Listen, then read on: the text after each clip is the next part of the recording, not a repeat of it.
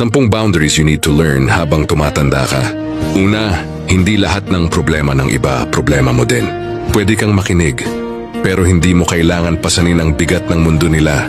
Pangalawa, hindi mo kailangan ipaliwanag lahat ng desisyon mo. You are not obligated to explain yourself para sa mga taong hindi nakakaintindi ng pinagdaanan mo. Pangatlo, learn how to say no. Walang masama kung hindi ka sumama o sumagot. Pang-apat, hindi lahat ng kamusta ay sincere. Minsan ang kasunod niyan pautang naman.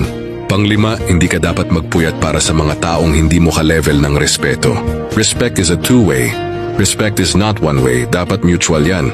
Pang-anim, you are not supposed to be available 24/7. Hindi ka emergency hotline. Pang-pito, hindi lahat ng issue or away dapat pinapatulan. Don't waste your energy sa mga drama na wala namang sense. Pang-walo, ito medyo mabigat, family or not. Hindi mo kailangan tiisin kung toxic. Minsan stepping back is the best way to protect your peace. Pang-siyam, don't force yourself sa mga taong hindi ka kayang i-appreciate. Huwag kang marupok, hindi ka panakitbutas. At pang-sampu, hindi mo kailangan ipagpalit ang mental health mo para lang mapasaya ang iba. Laging tandaan, ang boundaries ay hindi pader na nagtutulak palayo.